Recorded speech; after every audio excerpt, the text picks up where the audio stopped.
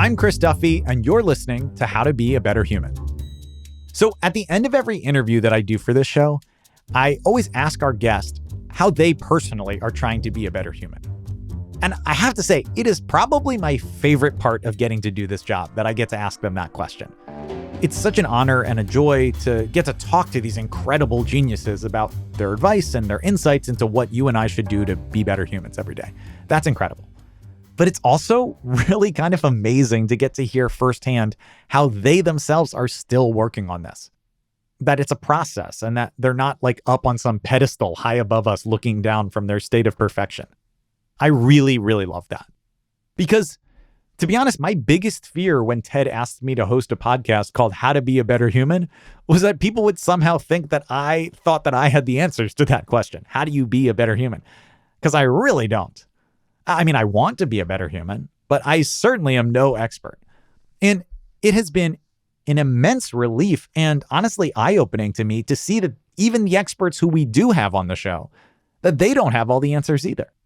But they do always remind me that working on yourself isn't something you just do for you. It's something that you do for the good of your relationships and your family and your community and everything beyond that. One of the biggest trends that has come up when guests say what they're working on is patience. Here's what sleep scientist Wendy Troxel told me when I asked her how she's trying to be a better human. I am trying to practice patience. It is not a skill I come by naturally. I'm trying to practice patience with myself, with my children, with my coworkers and other family members, and really recognize that sort of being willing to engage and participate in the process, whatever that process might be, and not rushing to the outcome. I tend to be sort of very much, task oriented and let's get it done and focus on efficiency in sort of all things in life, but recognizing that sometimes just letting things be and letting things sort of transpire as they do somewhat organically is necessary. And you learn things by practicing such patience. And it also teaches you tolerance for other people. And that's really important. Okay, this is something that I am definitely having to work on in myself too. I find that maybe because I work in a creative field, it's often a real challenge because so much of what I want to do depends on other people also liking an idea or giving it the thumbs up or giving me a green light. So it can be really challenging to have patience. And actually, Hollywood executive and movie producer Franklin Leonard, he's also trying to work on a similar skill. I'm trying to have more patience with people. I'm trying to be better at recognizing that the world is on fire, figuratively and literally, and that everybody's going through a lot. And that moments when I feel the need to judge or feel the need to cast disapproval on, I need to take a moment and realize that there may be other explanations than that which I would assume. Yeah, I really feel that desire in other people and in myself too, to be done with the problems of the past few years. I so want to move on from pandemic and lockdowns and catastrophes.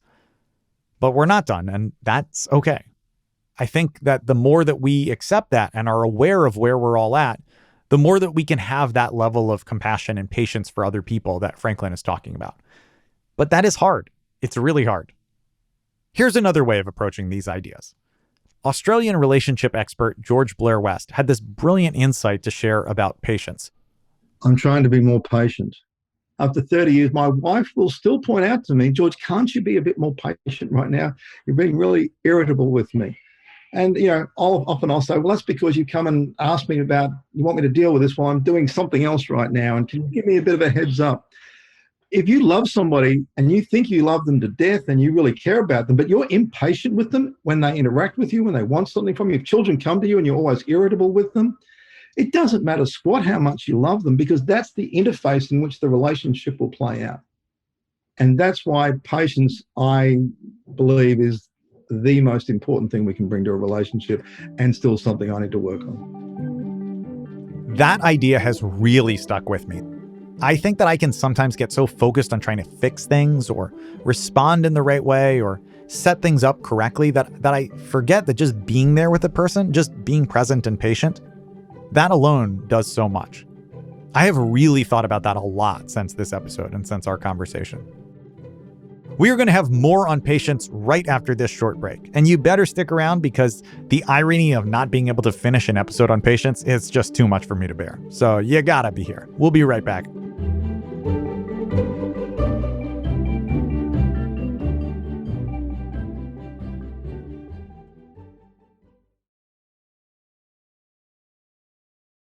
And we are back.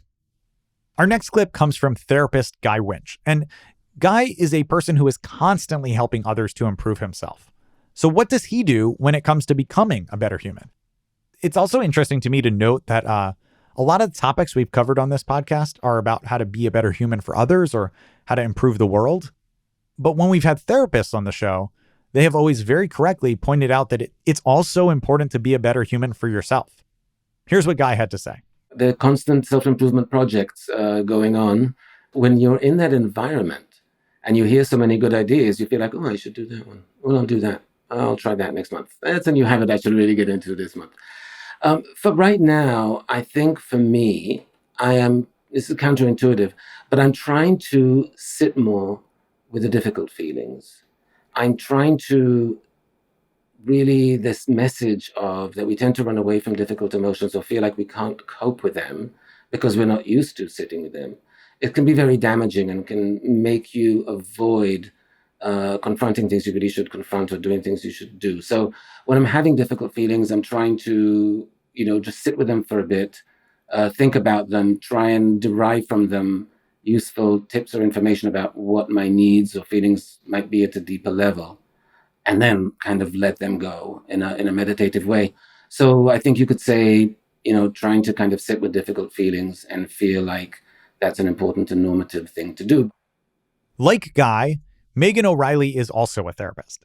And Megan focuses mainly on working with college students. So she typically works with very highly driven people, high achievers who are used to checking boxes and exceeding expectations and working very hard. And yet, as Megan said so beautifully in her talk and in our interview, that kind of striving can often leave us feeling empty inside, even when we have accomplished so much of what we thought we were trying to do. So Megan is leading this push to redefine ourselves and to see ourselves in a way that is better than our profession and just what we do. And I know that for me, I really need a reminder of that quite frequently, to take a step back and define myself by who I am, not what I do. Here's what Megan said she is trying to do to improve herself. Oh, Chris, yes. I'm working on permission, granting myself permission for a lot of things, but it really showed up just a couple months ago in October. I took the whole month of October off. As a therapist and as a Black woman, I felt really at this intersection of both these pandemics, COVID and racism. And then I was holding all these other people's vicarious trauma. And it got to a point where I felt myself as a container getting a little warped. And so I took the month off. I was like, can I financially do this? Can I emotionally? And I just took it. So I granted myself permission to do some of the things I'm saying now, to be still, to attend to just myself, to get my eating and working out on board. And so I'm really grateful that I gave that to myself. So I think being a better human to others really starts with ourselves. One of our primary relationships is the relationship with self. And if you think you're worth it and valuable enough, then you can give that to others. Sometimes I like to say we can't give to others what we don't give to ourselves, right? And so I gave myself that time. I gave myself that grace. I poured into myself as a valuable person that needed it. And I feel like my therapy since coming back has been more intentional and informed and gracious. And so I gave myself permission. I don't know about you, but I really feel like I'm learning so much from these answers. I hope you are too. I'm so grateful for how vulnerable and open our guests have been about their own personal journeys. We're going to have even more insights and thoughts on cultivating and growing patience in just a minute. So be patient and we will be right back.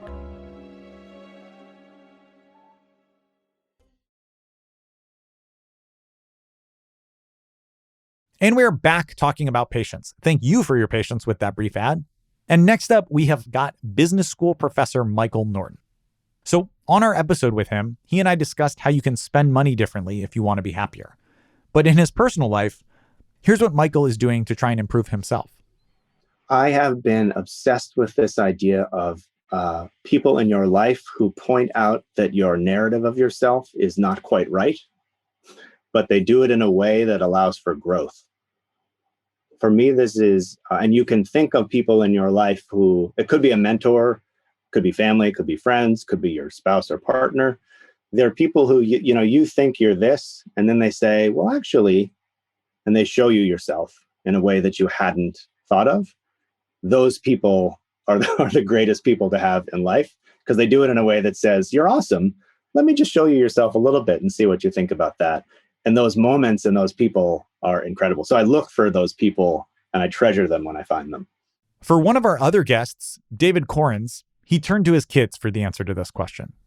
I think looking at the world through the lens of younger, smaller people who you really care deeply about unconditionally allows you to attach closer to that voice and that inner child inside of you.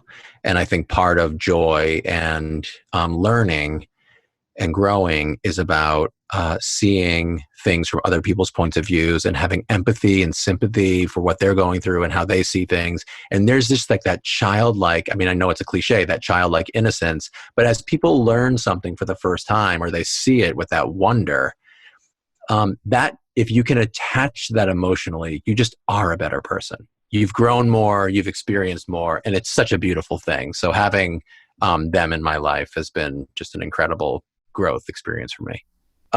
I am trying to every day take time and be in the present. I think it's more and more and more challenging during this pandemic. You always talk about like how many lives have we've lost, or how bad this can still get, or all of these like horrific, like in the past, near past, or present or future. To me, I'm trying to stay present. I'm trying to add a bit of discipline to my day, in which I have been writing a lot in the morning. I've tried to create some kind of ritual with regard to like exercise and writing and connectivity to myself, to just try and, I know it sounds cheesy, but like to be here now, to not worry about what has just happened or what might happen, to not project onto other scenarios what I think might happen, or, oh, I know this person's thinking that, but just to be here, just to be present, just to be open to all possibilities, and to show up with like a beginner's mindset and with courage and curiosity. I am your host, Chris Duffy, and this has been How to Be a Better Human. On the TED side, this show is brought to you by Abhimanyu Das, Daniela Balarezo, Frederica Elizabeth Yosifov, Ann Powers, and Kara Newman, who are all calmly waiting at this very moment. And from PRX Productions, How to Be a Better Human is brought to you by the unflappable, extremely patient trio of Jocelyn Gonzalez, Pedro Rafael Rosado, and Sandra Lopez Monsalve. Wait for it. Be patient. And there it is. That's the end of the show.